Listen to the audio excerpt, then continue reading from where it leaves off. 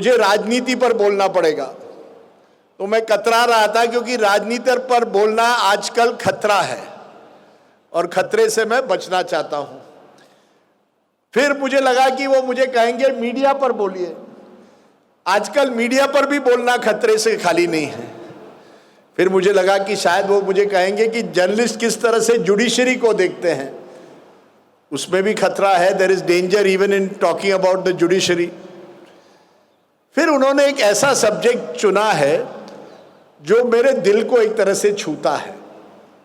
It touches my heart because sports according to me, खेल एक ऐसा it's a space where every person के चेहरे पर मुस्कुराहट आती है।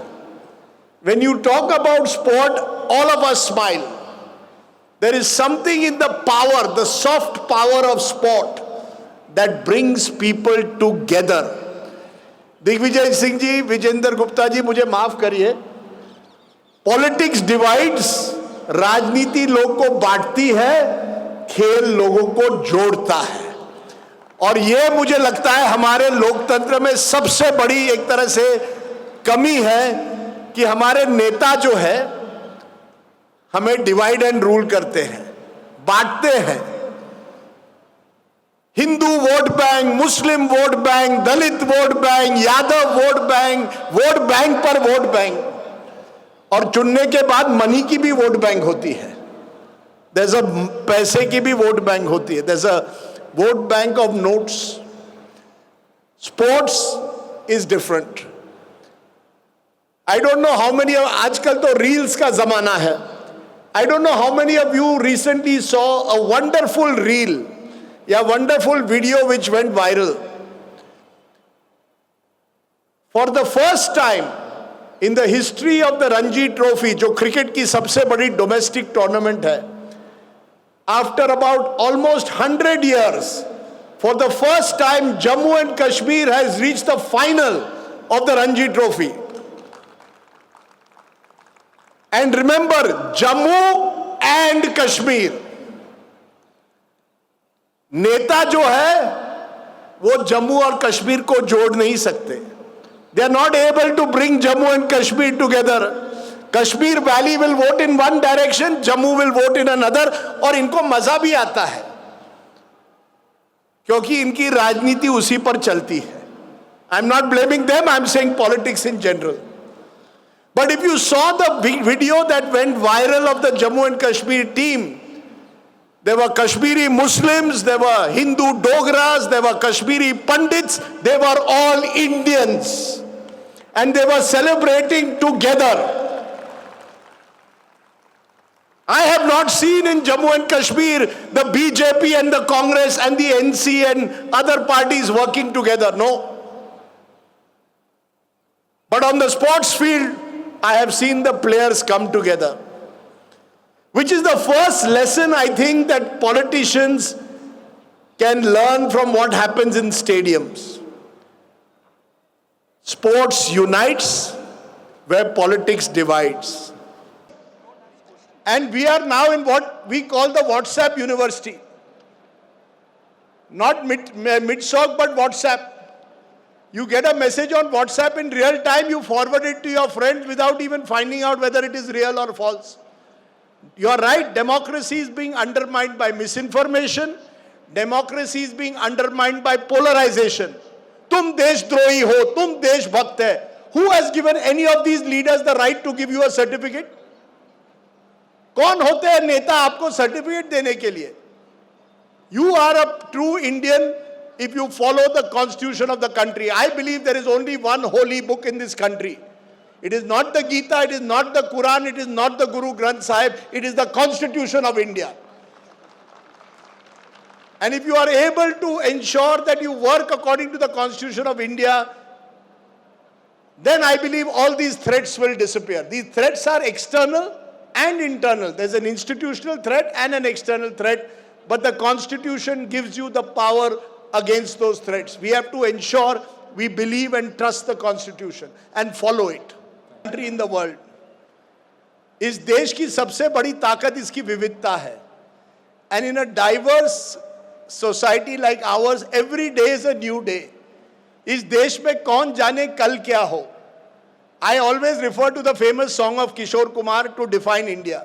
जिंदगी एक सफर है सुहाना, यहाँ कल क्या हो किसने जाना. So in journalism, nothing startles me. In India, nothing startles me. Nothing is permanent in India. Who knows what tomorrow brings? So after all these years, the only reason I remain enthusiastic is because I believe that I do journalism in the best country to do journalism, that is India. हमको गाली खाना जो है बुरा नहीं लगता, क्योंकि निंदक नीरे राखी एक आंगन कुटी छवाए. तो हम लोग तो निंदकों को पास में रखना चाहिए. जब तक निंदक आपके साथ में नहीं रहेंगे तब तक आप अपनी बुराइयों को महसूस नहीं कर पाएंगे, सही रास्ते पर नहीं चल पाएंगे. इसलिए हम हमेशा से इस बात को कहते हैं, आलोचना अच्छी बात है, आलोचना होना चाहिए, लेकिन आलोचना से वैमनस्यता नहीं बढ़ना चाहिए. और यहीं स्टेडियम की स्पोर्ट्समैनशिप आती है. साथियों, मैं मेरी स्कूल टीम का हॉकी, क्रिकेट, फुटबॉल तीनों का स्कूल टीम में था. स्क्वॉश रैकेट्स के लिए मैं अपने कॉलेज में तो था ही नंबर 1, मध्य प्रदेश का नंबर 1 था, सेंट्रल जोन का नंबर 1 था. CCI में, Rajdeep, you can see there's a court in CCI where I have opened that court, I've opened that court, and I participated in the nationals. I reached semi-finals, but I was defeated in semi-finals. Probably if I had sort of given up my studies as an engineering student and played more squash, probably I would have come in the first ranking. But still, the point I'm trying to make is that to me, in my young and student days, politics was not an issue. It was sportsmanship. And this is what I have learned in my life. Sportsmanship. I totally agree with what Rajdeep has said. What is this habit, or what is patriotism? Is this patriotism? Is this nationalism? Not to shake hands with Pakistani players? Are they responsible for Kargil war? Are they responsible for Pulwama or Pahalgam? No. They are sportsmen. Why should we refuse to shake hands with them? This is not nationalism. This is not sportsmanship. This is what I want to say. Therefore, sportsmanship is something which you play a game. If you win, good.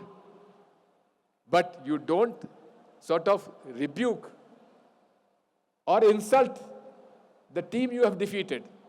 In fact, उनके साथ हाथ मिलाकर, कंधे से कंधा मिलाकर आगे चलना चाहिए.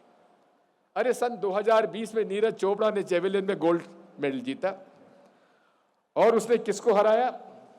नदीम को. वो पाकिस्तान का था. और 24 में नदीम ने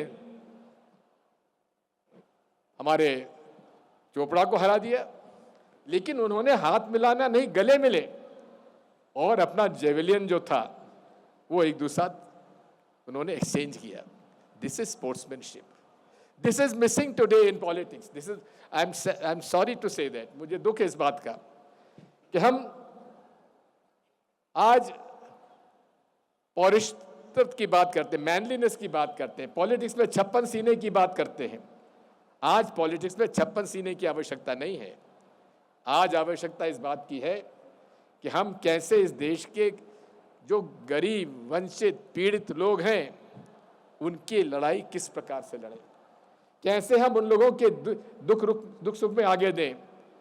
वैमनस्यता करना, वैमनस्यता राजनीति में लाना, ये अधार्मिक है.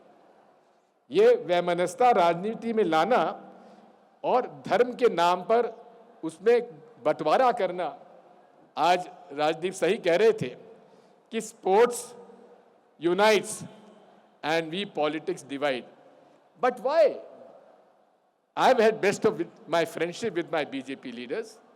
In spite of the fact that I was a chief minister for 10 years, there is not one instance I have taken any action against any of the BJP leaders in Madhya Pradesh.